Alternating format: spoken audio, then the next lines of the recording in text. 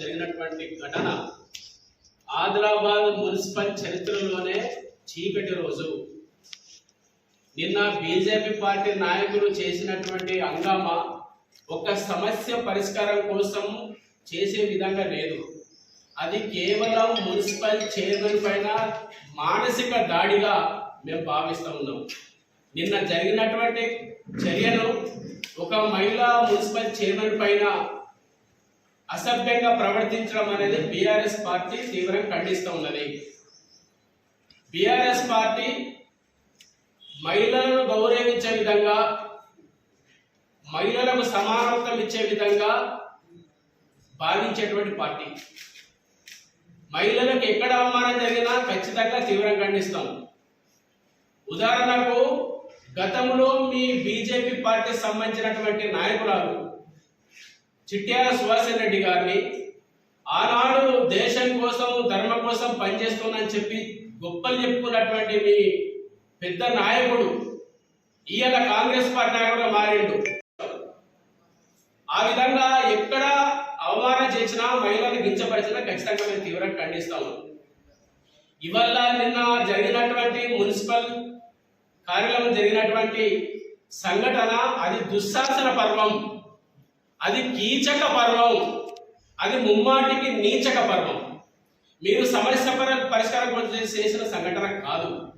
అది కేవలం ఉద్దేశపూర్వకంగా ఒక మహిళా చైర్మన్ అని, ఒక బీసీ మహిళ చైర్మన్ కావడం మీరు తట్టుకోలేకపోతున్నారు. మీరు ఫ్రస్ట్రేషన్లో పడి ఏం చేస్తున్నారో మీకు అర్థం కావట్లేదు.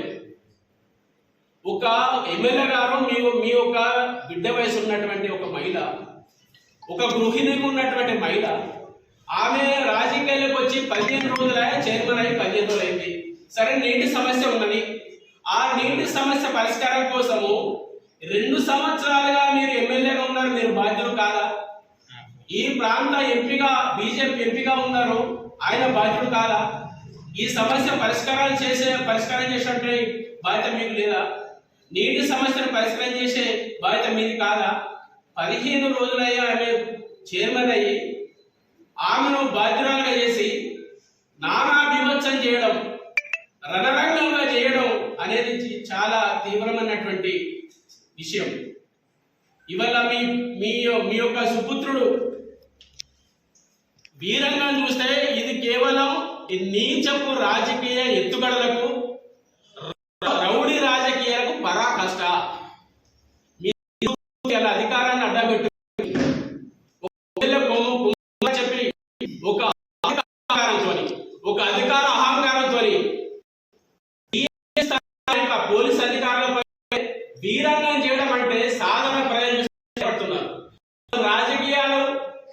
రాజకీయాల్లో అసలు కొనసాగాలా వద్దా?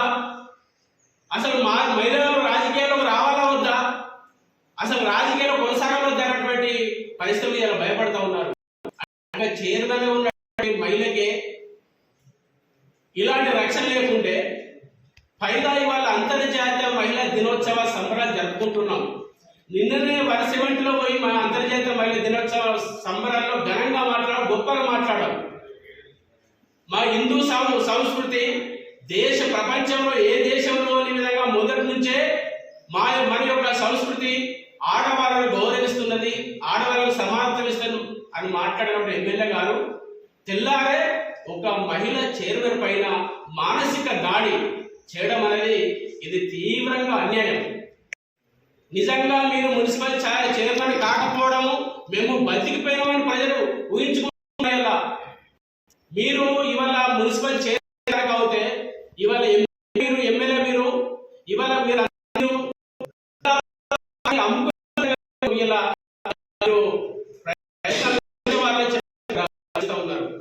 ఇప్పటికైనా ఎమ్మెల్యే గారు మీ యొక్క నీచమైన రాజకీయాలు మానుకొని ఒక మహిళను అగౌరవపరిచినటువంటి మీరు దుశ్శాసన పర్వాన్ని కొనసాగించిన మీరు, కీచక పర్వాన్ని కొనసాగించిన మీరు, నీచక విధానాలు అవలంబించిన మీరు ఇప్పటికైనా మున్సిపల్ చైర్మన్ కు మీరు బహిరంగ క్షమాపణ చెప్పాలి. ఇలా ఈ ప్రాంతాన్ని, ఇలా ప్రశాంతంగా ఉన్నటువంటి ఈ ప్రాంతాన్ని రెచ్చగొట్టి రౌడీజం చేసి ఈ ప్రాంతాన్ని ఏం చేయదలుచుకున్నారు? మీరు ఇప్పటికైనా మీ విధానాలు మానుకొని చైర్మన్ కు క్షమాపణ చెప్పాలి. ఈ ప్రాంత అభివృద్ధి కోసం మున్సిపల్ ప్రాంత అభివృద్ధి కోసం సహకరించాలి. ఆమెను అవమానపరచమనేది అగౌరవ ఎమ్మెల్యే గారిని సూటిగా చెప్పదలుచుకున్నాం. జై తెలంగాణ. జోగురామన్న నాయకత్వం.